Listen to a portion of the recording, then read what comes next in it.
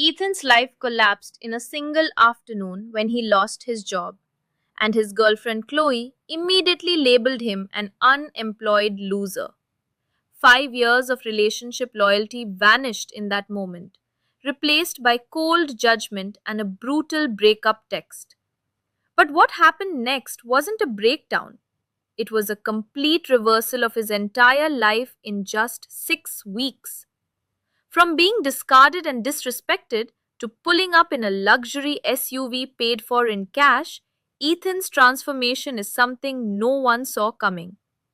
This story, it leaves a mark.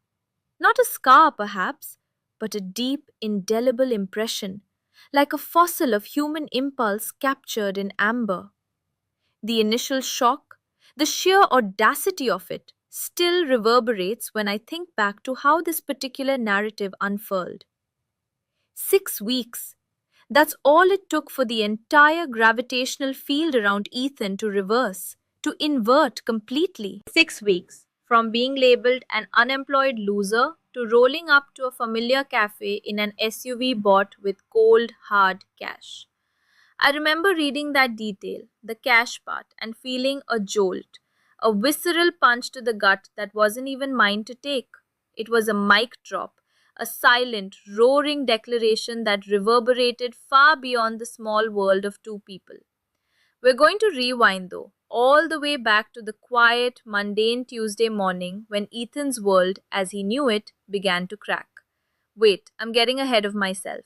We have to set the scene, understand the climate, the emotional barometric pressure that had been building for months, perhaps even years, before that infamous text message landed like a poisoned dart. Ethan, a man in his early 30s, had built a life with Chloe. 5 years they'd been together. 5 years of shared holidays, intertwined friend groups, the comfortable, worn in rhythm of cohabitation. Chloe, on the surface, was vibrant, ambitious, with a sharp, almost cutting wit that Ethan had for a long time found endearing. He saw it as a sign of her intelligence, her drive. What he perhaps didn't fully perceive or chose to minimize was the subtle undercurrent of transactionalism that ran beneath her affections. He was a stable, promising partner, an engineer, a provider, someone who fit neatly into her meticulously planned vision of a successful future. He was, to her, an investment. The trouble began, as it often does, quietly. The tech industry, unpredictable beast that it is, had started to contract. Whispers became murmurs. Murmurs became open conversations about restructuring and downsizing. Ethan, like so many others, felt the ground shifting beneath his feet. He'd seen colleagues, friends, receive those dreaded calendar invites for meetings with HR that always ended with a small, sad box and a severance package. He'd been working late, trying to demonstrate his indispensable value, feeling the gnawing anxiety in his stomach that had become a constant companion. Then came the email. Not a calendar invite, but a terse, clinical message from his manager asking him to come in early. The air in their shared apartment that morning was thick with an unspoken dread. Chloe, usually bustling, was quiet, her movements sharper, less fluid. She'd sensed it too, I think.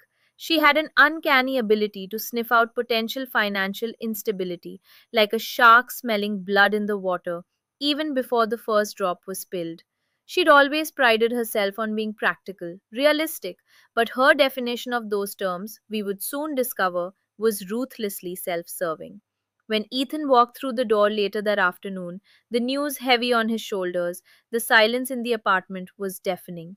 He saw Chloe on the sofa, scrolling through her phone, an almost performative casualness about her posture. He took a deep breath, the stale scent of yesterday's coffee still lingering in the air, a metaphor for the life that was now rapidly growing cold. Chloe, he started, his voice a little hoarse. I I was let go. Her thumb paused mid scroll. Slowly, deliberately, she lowered the phone. Her eyes, usually so bright, now held a cold, analytical gaze that Ethan had never seen directed at him before. What do you mean, let go? She asked, her tone flat, devoid of any sympathy, any warmth. It was an interrogation, not a comforting inquiry. They restructured my position. It was eliminated. There were a lot of us. He felt a strange urge to apologize, to make excuses, even though it wasn't his fault. This is the insidious effect of a partner who ties your worth to your productivity, isn't it? The immediate sense of failure, of having disappointed them, rather than the natural anger or sadness for oneself. Chloe stood up, slowly, her movements stiff. She walked to the window, her back to him, her fingers tracing the condensation on the glass. The hum of the old refrigerator in the kitchen seemed impossibly loud in the tense quiet. So, what? You're just unemployed now? Her voice was low, almost a whisper, but it carried the weight of a heavy judgment. For now, yes, but I have a severance package and I'm already looking at options. There are other companies, similar roles. I've already sent out a few feelers. He tried to project confidence, a strategic optimism, but it felt hollow even to his own ears. He watched her shoulders, rigid beneath her silk blouse. She turned then, and the look on her face, that's when it truly hit him. It wasn't disappointment, it was disgust. Unadulterated, unvarnished disgust. Ethan, we talked about this. My career, my future. It's all on a specific trajectory. We had plans, a house, a family, moving up. How do you expect any of that to happen if you're just floundering? Her voice began to rise, the control slipping, revealing the raw, ungenerous calculation beneath. Floundering? Chloe, I just lost my job. This wasn't some personal failing. The market shifted. It happens. I'll find something else. I promise. Probably something even better. He stepped towards her, trying to bridge the rapidly widening chasm between them. She took a step back, as if physically repelled by him. Better? How? You think you're just going to waltz into some executive role overnight? Be realistic, Ethan.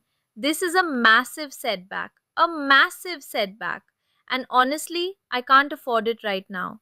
I've worked too hard. I've invested too much in my own future to have it derailed by this. She gestured vaguely at him, at the air, at the sudden unwelcome reality he represented.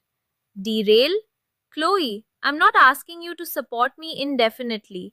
I have savings, I have the severance. I'll be back on my feet quickly. Just a little support, a little understanding. That's all I need right now. His voice cracked slightly, the plea evident. She laughed then, a short, sharp, humorless sound that cut him deeper than any insult. Support? Understanding?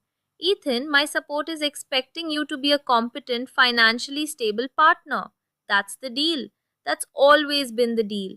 And right now, you're not. You're a liability, an unemployed loser.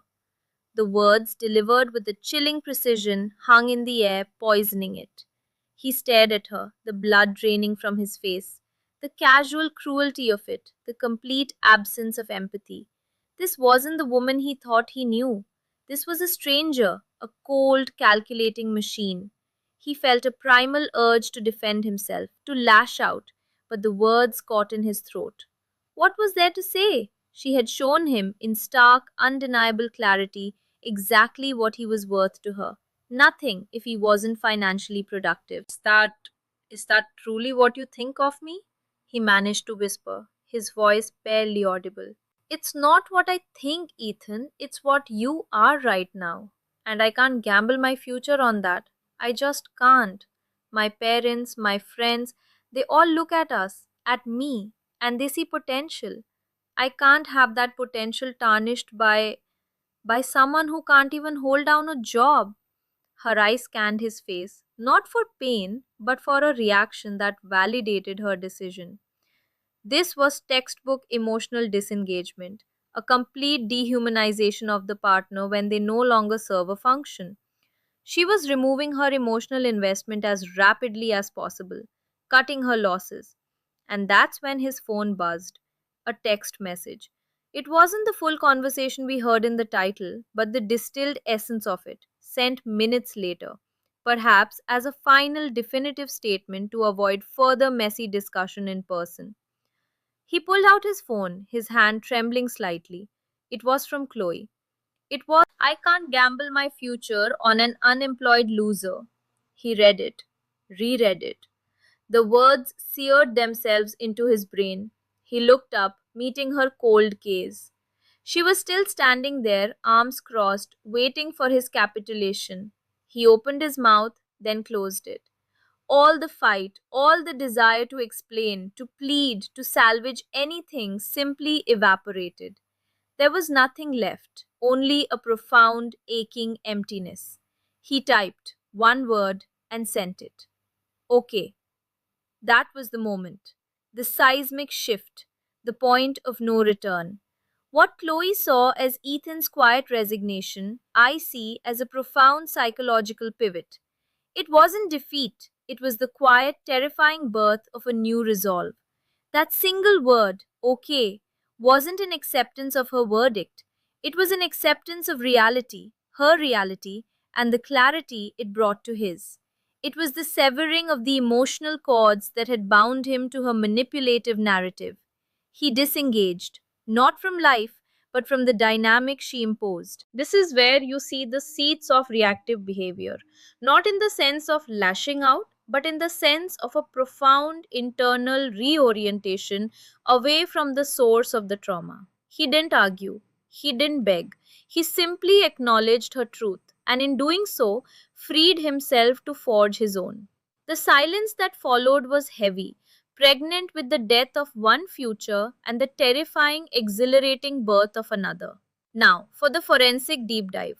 How does a man go from unemployed loser to paid cash for an SUV in 6 short weeks? This wasn't luck. This wasn't a lottery win. This was a meticulously executed strategic maneuver born from that core wound Chloe inflicted. Ethan didn't just passively look for a job. He launched an immediate, aggressive, and highly targeted campaign. The morning after Chloe's brutal assessment, the hum of the refrigerator in the apartment, which had felt like a death knell, suddenly sounded like a monotonous backdrop to his new solitary focus. He didn't waste time wallowing. He couldn't afford to. Chloe had ensured that. His first step was a ruthless self assessment. He pulled up his old performance reviews, scoured his LinkedIn profile, and started mentally mapping his skills to the current market demands. He knew his core strengths were in data architecture and systems optimization.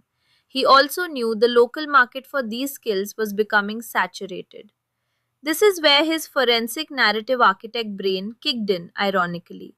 He treated his own career as a complex problem to be solved. He logged on to industry forums not just for job postings but for trend analysis. He devoured articles on emerging tech, looking for niche areas where his existing skill set could be leveraged, but which weren't yet flooded with applicants. He discovered a burgeoning field in cloud based data security, a sector experiencing explosive growth. He spent 2 full days, and I mean full days, coffee fueled, minimal sleep, taking online certifications, validating his existing knowledge with new industry specific credentials. He wasn't just applying to jobs, he was upskilling strategically. He was building his own digital hidden ledger of updated competencies. Simultaneously, he began to actively network, not through traditional channels, but through a more direct surgical approach. He identified key players in the cloud security space, not just hiring managers, but lead engineers, project leads, even CTOs of smaller innovative startups. He crafted personalized messages referencing specific projects they'd worked on, specific papers they'd published, demonstrating a genuine understanding of their work, not just a generic plea for employment. This wasn't about mass applications, it was about precision strikes. He meticulously tracked every interaction, every email, every response in a spreadsheet, turning his job search into a project management task complete with KPIs. One of these precision strikes landed him an informational interview with a company called Aegis Solutions, a relatively new but rapidly expanding player in secure cloud infrastructure. This wasn't the traditional corporate behemoth he'd left.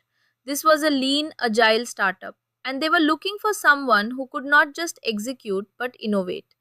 Ethan's tailored approach resonated. The interview wasn't a formality, it was a deep dive into problem solving, theoretical scenarios, and his vision for future proofing data systems. He wasn't just answering questions, he was contributing to their future roadmap in real time. Crucially, during his severance period, Ethan had also done a comprehensive audit of his finances. He had a solid emergency fund, a testament to his innate pragmatism, a trait Chloe had once praised. He'd also maintained a separate high yield savings account for a down payment on that house they talked about. What Chloe hadn't known, or perhaps hadn't cared to scrutinize, was that Ethan had also been dabbling in cryptocurrency and a few carefully selected tech stocks over the past 2 years. Nothing wild, no meme stocks, but calculated long term investments based on his industry knowledge. His unemployed loser status, seen through Chloe's narrow lens, failed to account for this quiet, disciplined financial foresight. The offer from Aegis Solutions came after just 3 weeks. It wasn't just a good offer, it was a phenomenal offer. The base salary was significantly higher than his previous role, but more importantly, it included a substantial stock option package, valuing his unique skill set and his potential for growth within the company. He negotiated, not aggressively, but confidently, leveraging the value he knew he brought. The initial offer, substantial as it was, became even more attractive after his calm, data backed counterproposal. The new boss, Marcus, was impressed. He saw a man who knew his worth, who understood market dynamics, and who was clearly driven by something more profound than just a paycheck. Now, for the SUV. Paying cash. How? Here's the true forensic masterpiece. Ethan, armed with his new lucrative offer letter, took a calculated risk. His crypto and tech stock portfolio had matured precisely at the right time, enjoying a significant upward surge. He liquidated a portion, enough to cover a substantial down payment on a house, which he no longer needed to consider with Chloe. The rest of the liquidated assets, combined with a significant chunk of his severance and a portion of his emergency fund, now replenished by the new, higher salary, created a critical mass. He didn't need a new car, but he wanted one. Not out of spite, not entirely, but as a tangible, irrefutable symbol of his renewed independence and success. It was an act of quiet, self affirming defiance. He found a dealer selling a lightly used, high end SUV, a model he'd always admired but considered impractical before. He walked in, offer letter in hand, proof of funds in his bank account, and negotiated a cash deal. The transaction was swift, clean, almost surgical. He drove it off the lot that very afternoon, the smell of new leather a potent antidote to the stale air of his recent past. The flicker of the fluorescent lights in the dealership, usually so mundane, seemed to cast a celebratory glow on his new acquisition. 6 weeks, from 0 to 60 in every sense. During this period, there was no contact with Chloe. None. Ethan had effectively gone dark. He'd moved out of their shared apartment within days of her unemployed loser text, citing the need for space to focus on his job search. He found a temporary sublet, a small, anonymous place, wiping his digital footprint clean from their shared life. He didn't block her, he just unfollowed, unfriended, and archived their conversations. He created a vacuum, denying her the narcissistic supply of his pain or even his ongoing struggle. His friend David, a cynical but deeply loyal lawyer, was the only one in the loop. David had been a rock, a crucial shadow witness to Ethan's quiet rebuilding. They'd met for coffee a few times, always at a neutral, anonymous cafe. "So, how's the job hunt, man?" David had asked, stirring his latte, observing Ethan with a keen, knowing eye. Ethan, just days before the Aegis offer, had leaned back, a faint smile playing on his lips. It's productive, more productive than I anticipated. Turns out, when you're not constantly worrying about appeasing someone else's expectations, you can actually move mountains. David chuckled. Chloe's lost, dude. Seriously. I always said she had this transactional thing going on. Like she wasn't dating you, she was dating your potential beau. The second the stock dipped, she cashed out. Good riddance, honestly. He took a sip, then looked at Ethan directly. Just when you land something big, don't rub it in her face. Don't give her the satisfaction of seeing she still has any power over you, even the power to elicit a reaction. Ethan had nodded. I wouldn't dream of it. This isn't about her anymore. It's about me, about proving something to myself. But even as he said it, a tiny, mischievous glint in his eye betrayed a deeper, more primal satisfaction that was undoubtedly brewing. This is the delicate balance of healing and vengeance. Sometimes they walk hand in hand, and then the inevitable collision. 6 weeks later, Chloe, still living in the apartment they had shared, was having coffee at her favorite cafe, the same one Ethan and David had frequented. She was scrolling through her phone, probably updating her carefully curated social media persona. Her life on the surface had resumed its upward trajectory. She'd probably already subtly redefined her narrative, implying Ethan had held her back or wasn't ambitious enough. The memory of him, the unemployed loser, was likely relegated to a distant, unpleasant footnote. Ethan, on his way to his new office, decided to grab a coffee from the same place. He knew Chloe frequented it. It wasn't entirely accidental, but it wasn't a planned ambush either, more like a calculated possibility.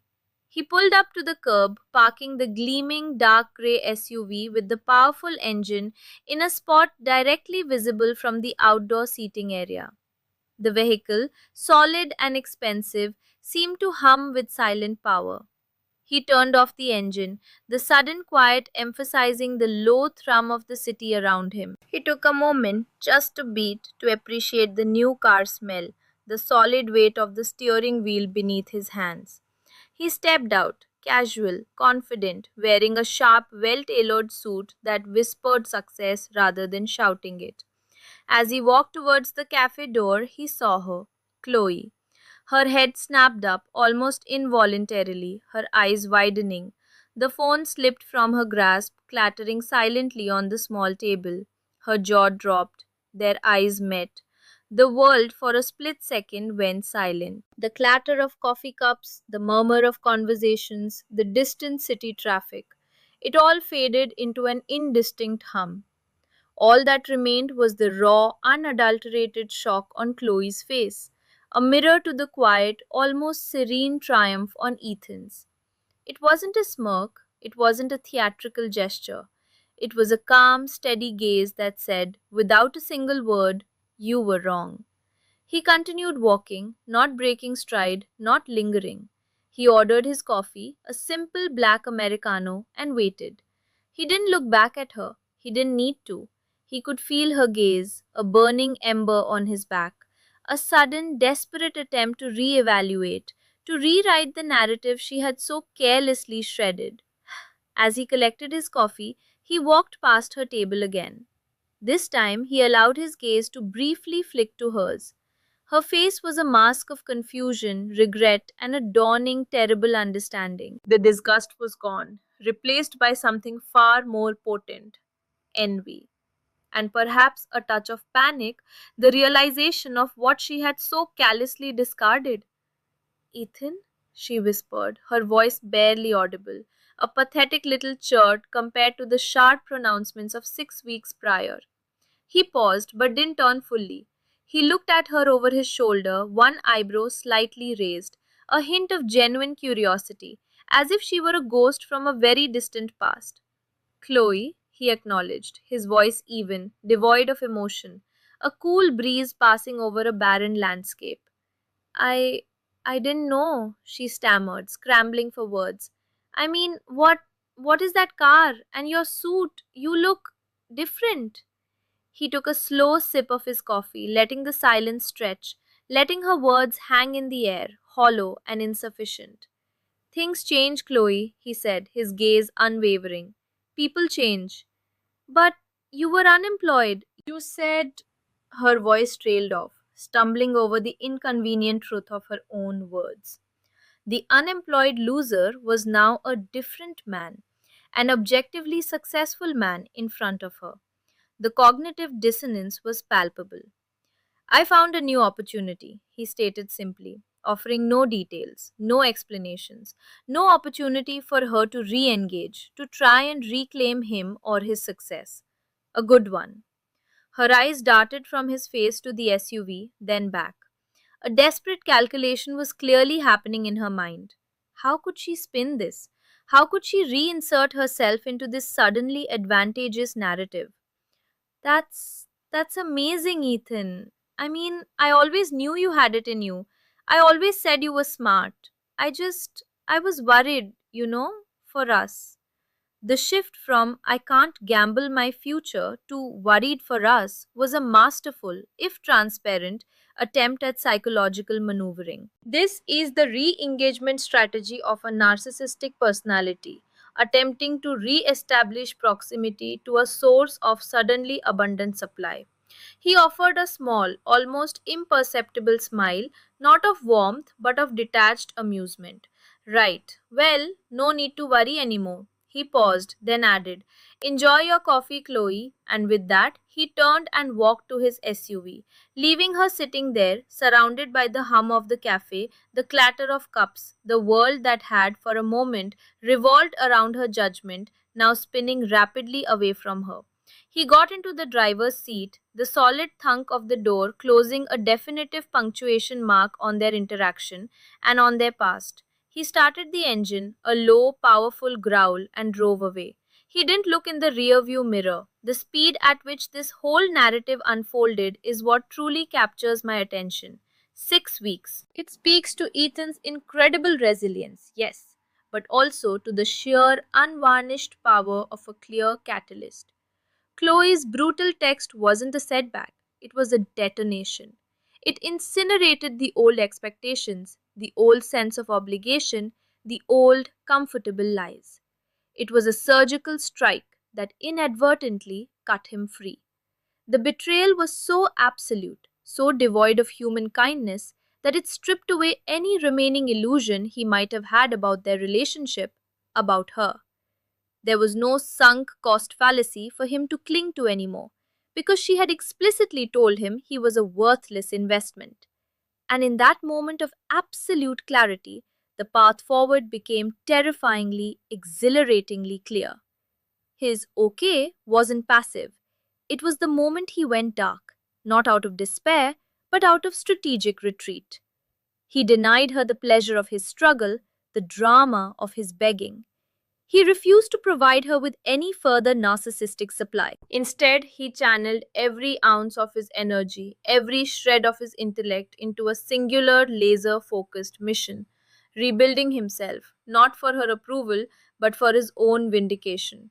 The SUV, paid in cash, was simply the visible manifestation of that internal revolution. It wasn't just a vehicle, it was a physical artifact of his renewed self worth, a trophy of his silent battle won. The moral jury on this one, I think, isn't about Ethan's actions in the end. He didn't gloat. He didn't publicly humiliate her. He merely existed successfully in her orbit for a fleeting moment, allowing the stark contrast to speak for itself. The cost of winning here isn't on Ethan's side. He lost a relationship built on conditional affection and gained freedom, self respect, and financial security.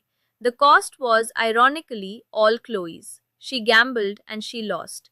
Not just a potential future, but her own carefully constructed image of herself as the astute, discerning partner. Her practicality was exposed as pure, unadulterated opportunism.